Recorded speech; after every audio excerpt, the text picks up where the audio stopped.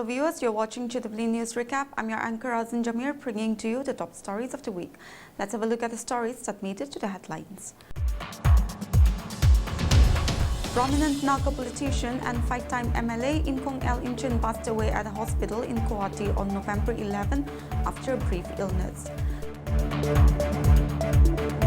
The government of Nagaland has declared the NSCN-K, including all its factions, wings and front organizations, as an unlawful association under subsection 1 of Section 3 of the Unlawful Activities Prevention Act 1967.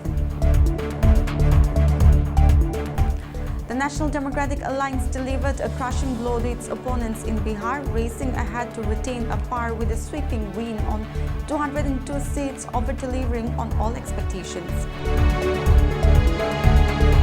At least 13 people were killed and 20 more injured in the explosion near the city's historic Red Fort on November 10, where a deadly car blasted in a busy area of India's capital city, Delhi. And now the news in details. Prominent Naga politician and five-time MLA Imkong Imchen passed away at a hospital in Guwahati on November 11 after a brief illness. Imchen, who was also the advisor to the Nagaland Government Information and Public Relations and Soil and Water Conservation Department, is survived by his wife and 5 children. The state government held a state funeral at his official residence at All Ministers Hill, Kohima on November 12, followed by the traditional rites in Mangmatong village under Mokokchung district. He was elected from the Koritang Assembly constituency 5 times, first as an independent candidate in 2003, then on Naga People's Front ticket in 2008, 2013 and 2018, before winning on a BJP ticket in 2023. He served as a cabinet minister in earlier governments. Prime Minister Narendra Modi, Union Health and Family Welfare Minister and BJP National President Jagat Prakash Nadda, Acting Governor Ajay Kumar Palla and Chief Minister Nipir Rio and many other leaders separately condoled the death. The government of Nagaland has declared the NSCN-K, including all its factions, wings and front organization, as an unlawful association under subsection clause 1 of section 3 of the Unlawful Activities Prevention Act 1967. According to an official statement, the declaration follows notification dated September 22, 2025, published in the Gazette of India by the Ministry of Home Affairs, Government of India. The government of Nagaland further cited the order dated October 29, 2025, issued by the Unlawful Activities Prevention Tribunal in the matter of National Socialist Council of Nagaland, Kaplang, as well as the notice issued by the Office of the Registrar, Unlawful Activities Prevention Tribunal on the same date. For decades, the NSCN-K has remained a banned organization. Its leader, SS Kaplang, a national of Myanmar, died on June 9, 2017. The Office of the Commissioner, Government of Nagaland, has issued a show cause notice to Nirmal Kumar Jain over allegations that he illegally procured a non-Naga indigenous inhabitant of Nagaland certificate and subsequently acquired land using the document.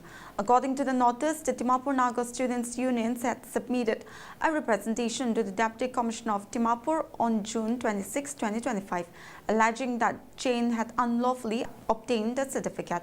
Following the complaint, the Deputy Commissioner constituted an internal committee on July 10, 2025 to examine the allegations.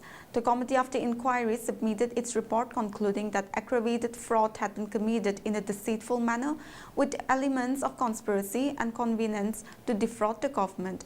The notice stated that Jain failed to appear before the Deputy Commissioner on 2 occasions, August 29 and September 3rd, despite being summoned. Acting on the detailed report submitted by the Deputy Commissioner on September 10, the Commissioner has now directed Jain to show cause in writing within 15 days of receiving the notice as to why his indigenous inhabitants certificate should not be cancelled. The further notice warned that failure to respond would be construed as having no valid explanation and appropriate action would be taken by the authorities. The National Democratic Alliance delivered a crushing blow to its opponents in Bihar, racing ahead to retain power with a sweeping win on 202 seats, over-delivering on all expectations. The NDA tsunami left the opposition Mahagathbandhan far behind, and the BJP emerged as the single largest party in Bihar with 89 seats, followed by Nitish Kumar's Janata Dal United 85.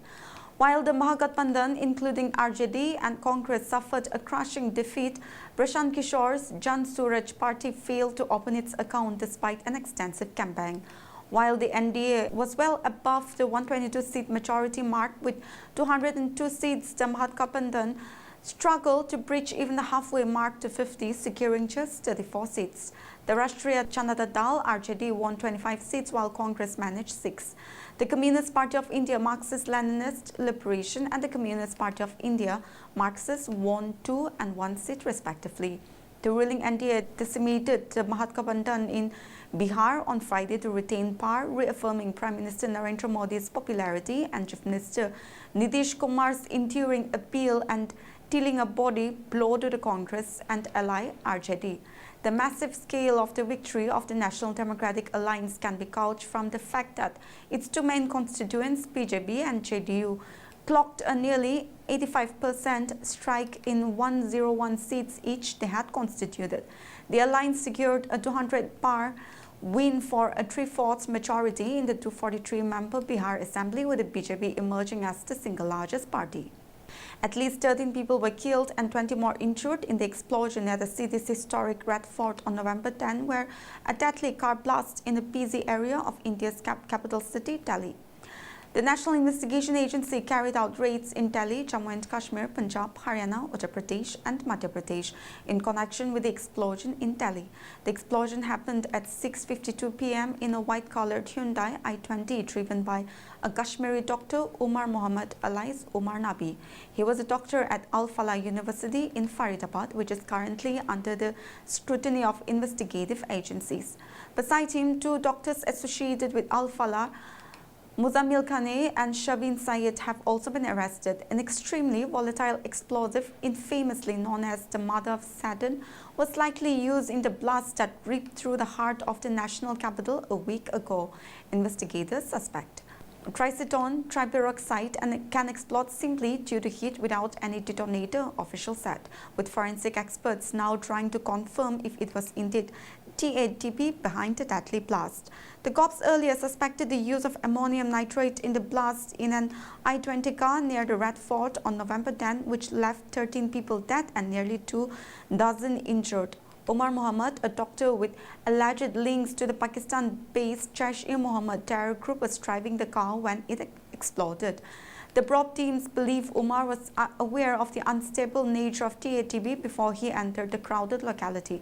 The site of the blast was next to Chandni Chowk, one of the most densely populated areas in all Delhi. 6 miners were killed this week when Colombia's military launched airstrikes against an alleged drug-running armed group in the country's southern Amazon region. Colombia's military announced that it had carried out airstrikes in the Amazon region in the early hours of November 10, killing 19 members of an ex-FARC splinter group. Additionally, a defense ministry that the military had killed 9 suspected guerrilla fighters in strikes in Aragua province near the Venezuelan border. The operations are part of Petro's intensifying attacks against armed groups involved in cocaine trafficking, following fierce criticism from U.S. President Donald Trump over alleged inaction on drug production. Colombia's leftist president has been facing pre-election criticism and U.S. sanctions for his alleged reluctance to target armed cocaine trafficking groups. In October, Washington slapped unprecedented sanctions on Petro, his wife, son, and a top aide, accusing them of enabling drug cartels. The U.S. government provided no evidence linking Petro directly to drug trafficking. Since taking power in 2022, Petro himself, a former guerrilla, had previously opted to engage well-armed cocaine-producing groups in talks rather than conduct open warfare. He is constitutionally barred from running for president again, but the criticism risks damaging his political allies during New Year's elections. Well, viewers, that's it for this week's news recap, and for more news like this, you stay connected to Global Window. Good night.